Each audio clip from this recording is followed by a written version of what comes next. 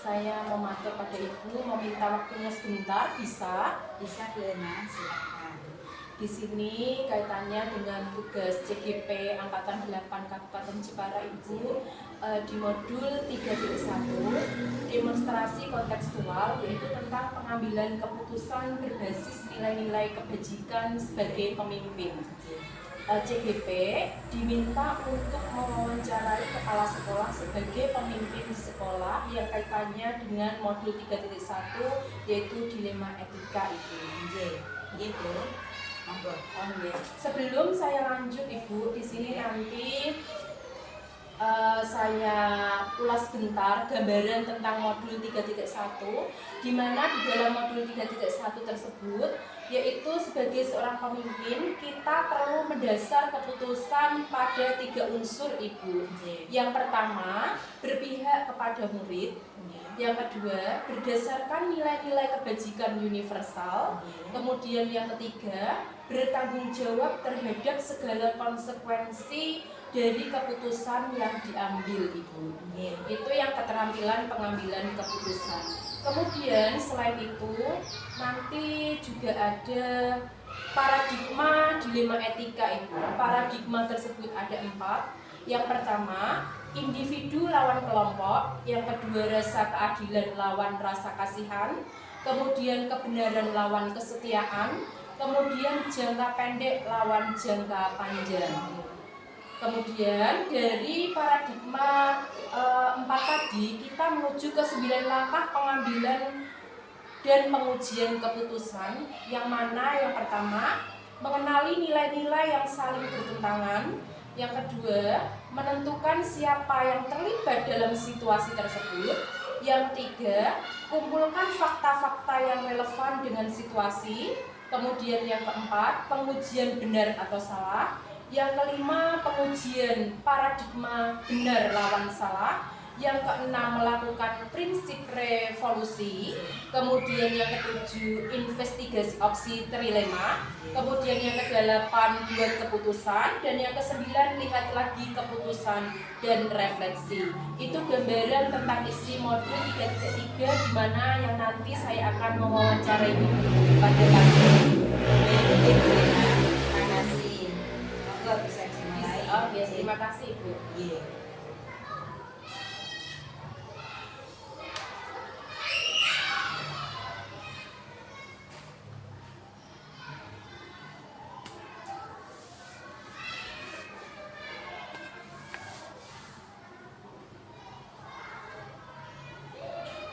Sebentar Ibu, saya cari pertanyaannya dulu, karena pertanyaan ini ada di LMS.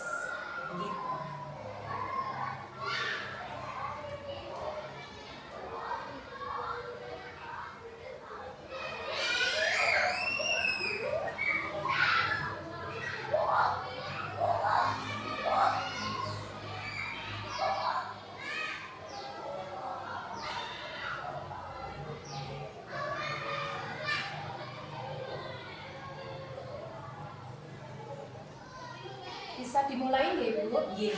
Yang pertama, selama ini Ibu sebagai pemimpin, bagaimana Anda dapat mengidentifikasi kasus-kasus yang merupakan dilema etika atau rujukan moral Ibu? Terima kasih Bena. Untuk itu selama ini kan di sekolah tentunya banyak sekali kasus-kasus ya, baik itu murid, guru maupun di luar sekolah. Nah, bagaimana saya bisa menanggapi hal itu dengan melihat latar belakang dan mengenali kasus tersebut sehingga saya bisa mengkategorikan kasus tersebut ke dalam dilema etika ataukah rujukan. Jika sama-sama benar, itu berarti merupakan, menurut saya itu merupakan dilema etika. Kalau terjadi kasus benar dan salah, itu merupakan masuk ke dalam rujukan moral. Itu menurut saya. Nah, contohnya yang dilema etika. Misalkan di sini ada siswa yang berprestasi dalam bidang olahraga maupun bidang akademik. Dan setiap tahun tahun itu akan ada kejuaraan-kejuaraan atau lomba-lomba yang harus diikuti oleh siswa SD Negeri 1 Tubanan. Padahal siswa tersebut juga harus mengikuti jam pelajaran yang diharuskan di sekolah. Bagaimana cara saya mengatasinya? Itu saya bermusyawarah kepada guru pendamping dan kepada siswanya agar bisa memilah dan memilih yang terutama biar mengikuti pelajaran dulu, baru mengikuti latihan untuk kejuaraan tersebut. Itu yang di rumah etika. Ya. Terus yang contohnya bujukan moral, ya, itu terjadi pada teman kita, ya, teman kita, bukan semuanya, teman, ya sebagian. Itu begini, saya melihat ada seorang guru yang sering meninggalkan jam pelajaran, meninggalkan kelas, meninggalkan siswanya. Walaupun ada banyak guru yang lain. Kemudian saya dekati, kemudian beliaunya memberikan kebebasan agar mendapatkan izin dari saya dengan alasannya akan diberikan jam tambahan di lain waktu. Itu contoh dari bujukan moral yang saya lakukan, Bu Irma. Oh gitu ya Bu, jadi tidak serta-merta Ibu langsung membuat keputusan, tetapi Ibu harus tahu dulu fakta-fakta yang terjadi dan menggali informasi dari pihak-pihak yang berkaitan tadi ya Bu ya. Bisa dilanjut untuk pertanyaan kedua Ibu? Selama ini bagaimana Anda sebagai pemimpin di sekolah ini menjalankan pengambilan keputusan, terutama untuk kasus-kasus di mana ada dua kepentingan yang sama-sama benar atau sama-sama mengandung nilai kebajikan, Ibu? Terima kasih Bu Irma. Tadi saya sudah katakan, saya mengambil keputusan atau kebijakan tidak bisa secara langsung, harus diketahui latar belakang guru, penegaknya, dan bagaimana. Setelah itu saya baru bisa mengambil suatu kebijakan, baik itu untuk siswa maupun untuk guru, di mana kepentingan tersebut tetap berpusat pada kepentingan anak didik, jangan melihat hasil. Jadi keputusan yang Ibu akan ambil itu harus berdasarkan situasi dan kondisi ya Bu, fleksibel gitu ya Bu ya.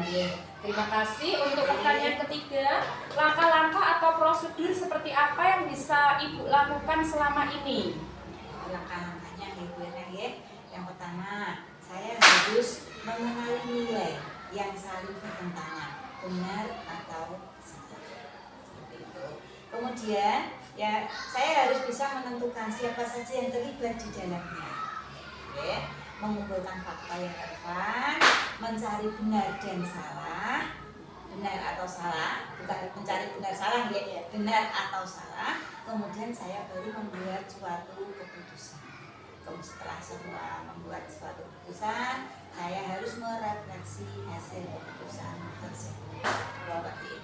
Gitu ya Bu, berarti langkah-langkah yang Ibu ambil itu contohnya ada mengenali nilai yang bertentangan apa tidak, kemudian menentukan siapa saja yang terlibat di dalamnya dalam pengambilan keputusan, kemudian setelah mendapatkan keputusan Ibu nanti merefleksikan hasil keputusan tersebut. Terima kasih. Untuk pertanyaan ketiga, lanjut keempat ya Bu ya. Hal-hal apa saja yang selama ini Anda anggap efektif, Ibu anggap efektif dalam pengambilan keputusan pada kasus-kasus dilema etika, Ibu? Untuk mengambil suatu keputusan itu saya tidak bisa memutuskan dengan sendirinya. Tentunya berkolaborasi, terutama dengan rekan-rekan guru dan yang stakeholder yang ada di sekolah. Itu bagaimana baiknya untuk mengetahui tingkat manfaat dan keputusan yang sangat bijak, sehingga apa yang saya putuskan nantinya adalah yang terbaik dan harapannya dapat mengakomodir kebutuhan bersama dan dapat dipertanggungjawabkan keputusan tersebut. Gitu ya Bu ya. Berarti langkah yang efektif Ibu ambil dalam menyelesaikan dilema etika ini, Ibu tidak sebagai pemimpin memutuskan sendiri, tetapi Ibu sharing kepada rekan sejawat, misalnya antar kepala sekolah, misalnya nanti ada di sekolah ya dengan rekan guru, tidak serta merta Ibu sebagai pemimpin membuat keputusan sendiri, gitu ya Bu ya. Oke, terima kasih Bu. Dilanjut dengan pertanyaan berikutnya, yang kelima. Hal-hal apa saja yang selama ini merupakan tantangan dalam pengambilan keputusan pada kasus-kasus dilema etika, Ibu? Tantangan yang ada di dalam pengambilan keputusan pada semua kasus, terutama kasus dilema etika, itu pasti ada. Tidak mungkin lurus dengan sendirinya. Nah, bagaimana saya mengambil keputusan tersebut untuk memulai tantangan tersebut, yaitu saya harus mengambil keputusan yang terbaik dari yang terbaik. Keputusan terbaik dari yang terbaik. Maaf, saya ulangi lagi, dan mungkin itu yang harus saya garis bawahi seperti itu. Karena apa? Karena kalau tantangan itu pasti ada, karena akan berpihak kepada orang lain dan tentu tidak bisa memuaskan, pasti ada merasa yang tidak puas di antara keputusan tersebut. Begitu.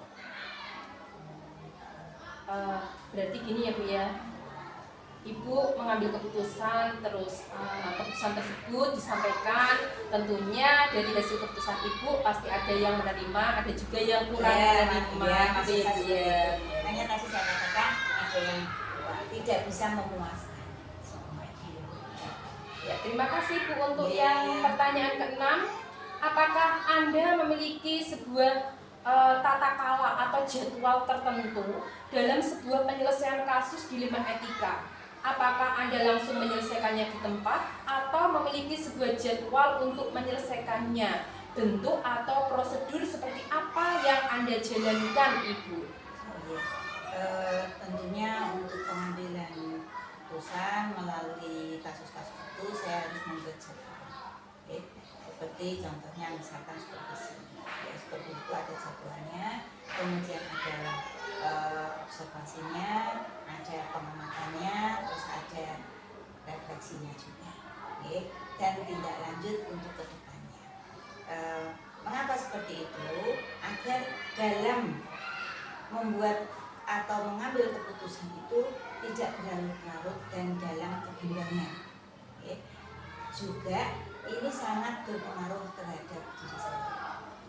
Berarti dalam menentukan suatu keputusan Ibu ini ada jadwal tertentu biar terencana, biar hasilnya nanti maksimal sesuai apa yang diharapkan Ibu, gitu ya Bu ya. Terima kasih ya Ibu untuk pertanyaan ke-7 sekarang. Adakah seseorang atau faktor-faktor apa yang selama ini mempermudah atau membantu Ibu dalam pengambilan keputusan dalam kasus-kasus dilema etika tersebut, Ibu? Untuk itu saya dibantu. Semua rekan di sini membantu, guru maupun stakeholdernya itu semua membantu untuk menyelesaikan saya mengambil suatu keputusan fleksibel, fleksibel untuk menjaga semuanya agar sesuai dengan peruntukan. Gitu ya Bu, berarti Ibu dalam mengambil suatu keputusan itu ada seseorang atau pihak-pihak lain yang terlibat, karena sesuatunya itu jika ada kolaborasi itu akan lebih enak gitu ya Bu ya. Iya, terima kasih Ibu. Lanjut untuk pertanyaan ke-8. Dari semua hal yang telah disampaikan, pembelajaran apa yang Ibu dapat atau Ibu petik dari pengalaman mengambil keputusan dilema etika tersebut, Ibu? Terima kasih Bu Ena. Itu pertanyaannya bagus ya. Setelah saya mengambil suatu keputusan yang tadi sudah dimusyawarahkan dengan stakeholder di sekolah, guru maupun komite dan wali murid serta siswa, itu yang eh, saya dengan mempertimbangkan dan mengutamakan kebutuhan peserta didik serta dapat dipertanggungjawabkan kepada wali murid. Berarti Ibu dalam mengambil keputusan itu tetap berpihak kepada murid untuk kasus yang muncul pada murid. Kemudian kalau pada guru tetap Ibu harus mempertimbangkan jangan sampai keputusan itu bisa menyinggung atau nanti menjadikan Ibu tidak enak kepada yang lain gitu ya Bu ya. Oh iya, terima kasih Ibu. Itu tadi pertanyaan-pertanyaan yang saya ajukan untuk Ibu dan Ibu sudah berkenan menjawabnya dengan baik, dengan dengan ikhlas membantu saya untuk menjawab pertanyaan-pertanyaan tersebut. Setelah saya dengar, setelah saya amati apa yang Ibu sampaikan, Ibu tadi sudah menerapkan 9 langkah pengambilan dan pengujian keputusan, yang diantaranya yang pertama tadi mengenali nilai-nilai yang saling bertentangan, menentukan siapa yang terlibat dalam situasi, kemudian kumpulkan fakta-fakta, mencari informasi, kemudian pengujian paradigma. Tadi paradigmanya benar atau salah. Kemudian Ibu juga sudah membuat keputusan. Setelah membuat keputusan, Ibu merefleksikan hasil keputusan tersebut.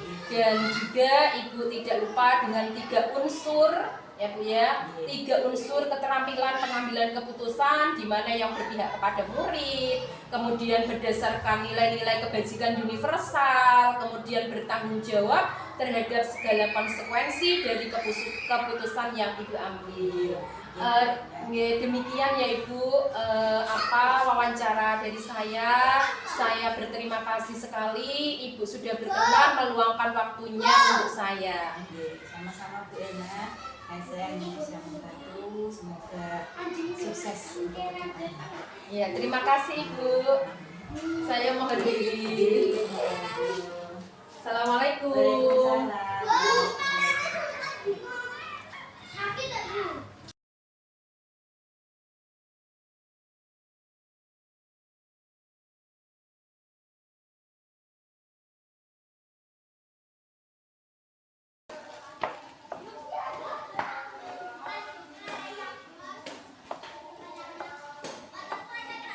Assalamualaikum Bu Yayu. Waalaikumsalam Bu Erna.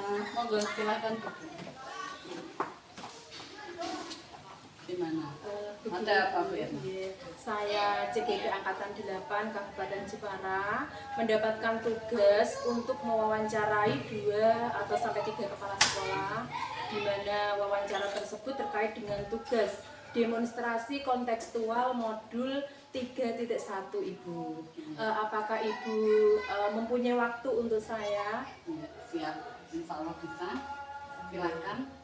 Terima kasih Ibu. Sebelumnya saya akan memberikan gambaran sedikit tentang isi modul 3.1 Ibu. Yang pertama, di mana sebagai seorang pemimpin kita perlu mendasarkan keputusan pada 3 unsur Ibu. Yang pertama berpihak kepada murid, kemudian yang kedua berdasarkan nilai-nilai kebajikan universal, kemudian yang ketiga bertanggung jawab terhadap segala konsekuensi dan keputusan. Kemudian selain ada 3 unsur tadi, ada 4 paradigma yang perlu kita ketahui Ibu, atau diketahui oleh seorang pemimpin. Yang pertama, individu lawan kelompok. Kemudian yang kedua, rasa keadilan lawan rasa kasihan. Yang ketiga, kebenaran lawan kesalahan. Yang keempat, jangka pendek dan jangka panjang. Selain ada 3 unsur tadi, 4 paradigma, yang berikutnya adalah 9 langkah pengambilan dan pengujian keputusan Ibu. 9 langkah tersebut, yang pertama, mengenali nilai-nilai yang saling bertentangan. Yang kedua, menentukan siapa yang terlibat dalam situasi. Kemudian yang ketiga, kumpulkan fakta-fakta yang relevan dengan situasi. Adapun yang keempat, pengujian benar atau salah. Yang kelima, pengajuan paradigma benar lawan salah. Yang keenam, melakukan prinsip revolusi. Ketujuh, investigasi opsi trilema. Yang kedelapan, buat keputusan. Dan yang ke-9, lihat lagi keputusan dan refleksi. Begitu Ibu gambaran tentang isi modul 3.1. Apakah wawancaranya bisa dimulai Ibu? Ya, silakan. Terima kasih. Begini Bu Yayu kan ini sebagai Kepala SD Negeri 6 Tubanan. Adakah suatu masalah yang Ibu hadapi sebagai pemimpin, di mana masalah itu menimbulkan dilema dalam penyelesaiannya? Jika ada, boleh tidak Ibu menceritakan kepada saya beserta cara penyelesaian masalah tersebut, Ibu? Ya, setiap organisasi satuan pendidikan itu pasti ada permasalahannya, ya Bu ya. Yaitu diantaranya kemarin ini kan baru ada pengangkatan P3K yang ditempatkan di ED6 Tubanan. Padahal di sisi lain di ED6 Tubanan ini guru-gurunya sudah maksimal, sudah penuh. Sementara di sini juga ada GTT yang harus saya lindungi seperti itu.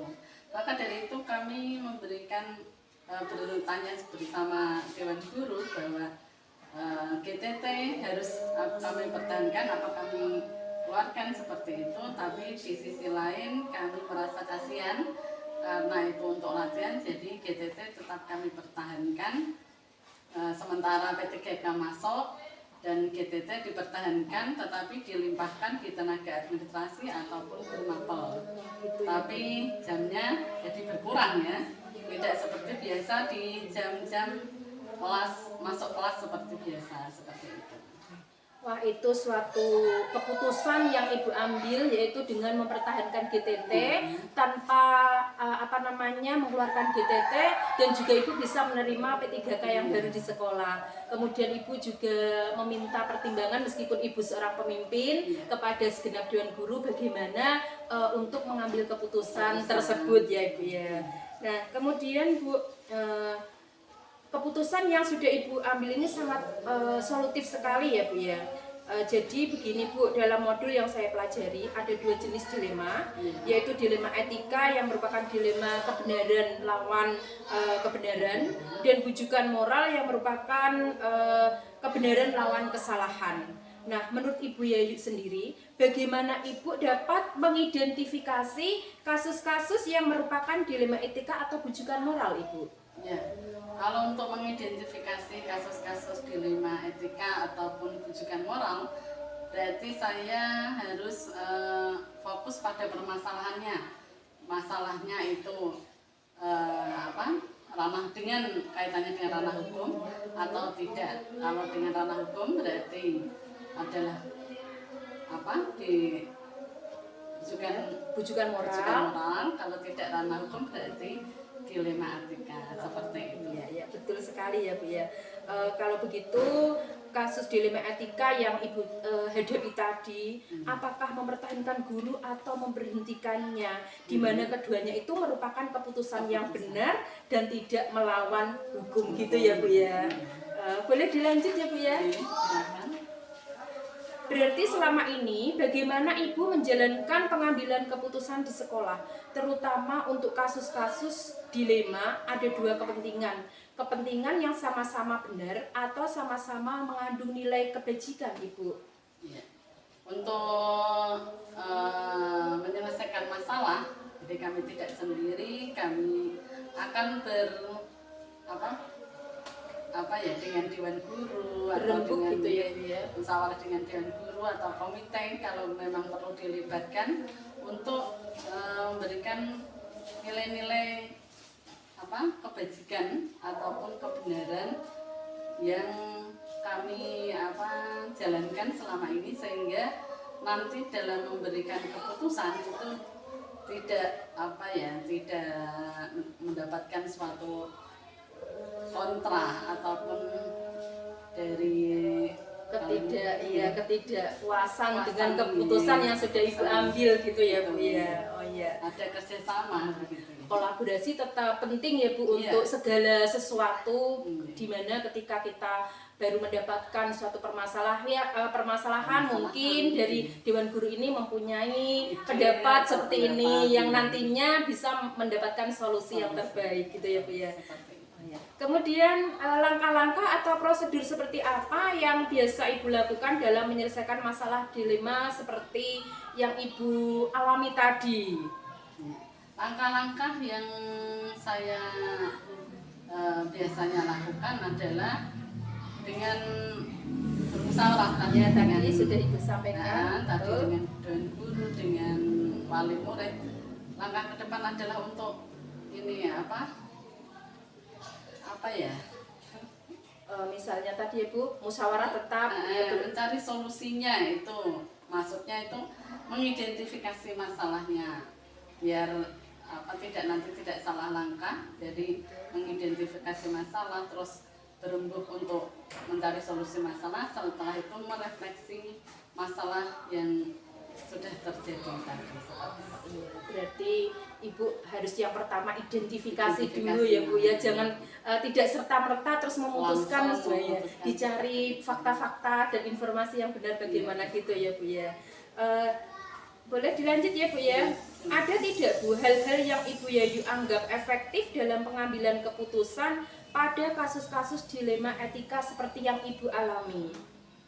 Hal-hal yang efektif yang saya selama ini ya, karena kerjasama dengan orang-orang sekitar itu, terus memutuskan secara bersama, terus kemudian dijalankan secara bersama, itu menurut saya sudah cukup efektif karena sudah tidak akan menimbulkan pro kontra di dalam suatu satuan pendidikan. Ya, betul sekali ya Bu. Jadi semua stakeholder yang ada di sekolah terlibat, kemudian menuangkan ide-idenya, terus menemukan solusi, dijalankan bersama, lebih terbuka, lebih enak ya Bu ya, gitu ya. Hal-hal apa saja yang selama ini merupakan tantangan dalam pengambilan keputusan pada kasus-kasus dilema etika Ibu? Untuk tantangan saya adalah kadang tidak adanya pendapat yang secara maksimal, maksudnya tidak berani mengeluarkan pendapat dari mungkin masing-masing guru ataupun dari lingkungan ya. Jadi kami tidak tahu bagaimana pemikiran dari orang tersebut. Jadi harapan kami semuanya mengikuti, misalkan rapat atau bermusyawarah itu mengeluarkan ide atau pendapatnya, sehingga kami bisa menjalankan keputusan itu secara bersama-sama seperti itu. Berarti tantangan selama ini yang Ibu hadapi, misal ketika rapat untuk mencari solusi suatu permasalahan, ketika Ibu minta pendapat ada dewan guru yang enggan untuk mengeluarkan pendapatnya atau ide-idenya, mungkin karena tidak percaya diri, malu atau mungkin dan lain sebagainya. Ibu namanya kan ya berbeda-beda gitu ya Bu ya. Apakah Ibu memiliki sebuah tata kala atau jadwal tertentu dalam sebuah penyelesaian kasus dilema etika? Maksudnya, apakah Ibu langsung menyelesaikan di tempat atau memiliki sebuah jadwal untuk menyelesaikannya? Bentuk atau prosedur seperti apa yang Ibu jalankan? Itu tergantung permasalahannya ya. Kalau memang bisa diselesaikan seketika, berarti kami akan menyelesaikan pada saat itu juga. Tetapi kalau bisa dijadwalkan, misalkan ada di jam-jam tertentu, berarti kita dijadwalkan ulang. Jadi tergantung identifikasi masalahnya untuk itu. Berarti fleksibel ya Bu. Ketika permasalahan tersebut bisa diselesaikan hari ini juga, berarti Ibu bisa selesaikan, tidak menunda-nunda. Tetapi jika ada yang perlu dipertimbangkan ya, berarti nanti menunggu waktu yang tepat gitu ya Bu ya. Terima kasih Ibu. Bisa dilanjut ya Bu ya. Adakah seseorang atau faktor-faktor apa yang selama ini mempermudah atau membantu Ibu Yayu dalam pengambilan keputusan dalam kasus-kasus dilema etika Ibu? Kalau di lingkungan SD 6, faktor utama adalah selain ini stakeholder yang ada di SD 6 Tubanan, itu adalah komite yang sangat membantu kami dalam memutuskan segala sesuatu atau bermusyawarah ataupun melaksanakan sesuatu keputusan. Itu adalah komite itu yang luar biasa bagi kami. Kalau saya bisa menarik kesimpulan dari hal yang disampaikan Bu Yayu tadi, berarti komitenya aktif ya Bu ya, ikut berperan dalam perkembangan di SD Negeri 6 Tubanan ini. Boleh dilanjut ya Bu, ini merupakan pertanyaan terakhir Bu. Dari semua hal yang telah Ibu sampaikan tadi, pembelajaran apa yang Ibu petik dari pengalaman Ibu dalam mengambil keputusan sebuah masalah yang menimbulkan dilema etika Ibu? Pembelajaran yang saya petik adalah orang yang bekerja secara tulus, jujur, itu akan memberikan kita kenikmatan yang luar biasa, sehingga nantinya kebenaran itu akan mengikuti. Jadi kita bekerja itu setidaknya paling tidak itu melihat yang benar-benar baik dan benar seperti itu, sehingga kita juga bisa merasa diri itu puas untuk menjalankan kegiatan. Jadi tidak merasa tidak merasa memberatkan diri seperti itu. Jadi ikhlas, jujur, itu yang terpenting. Intinya sadar diri dalam melaksanakan tugas, kemudian tanpa ada hal-hal apa yang membuat motivasi untuk Bu, bekerja dengan tadi ya Bu ya, misalnya melatih anak dengan sungguh-sungguh tanpa ada beban atau Bu, hal-hal yang Bu di luar keikhlasan. Contohnya hanya mengharap sesuatu gitu kan Bu. Kalau didasari ikhlas, segala sesuatu kan nanti akan berjalan, kebaikan-kebaikan akan mengikutinya gitu ya Bu ya. Oh iya, Ibu Yayu, terima kasih atas waktunya dan kesediaannya dalam menjadi narasumber wawancara tugas saya untuk hari ini.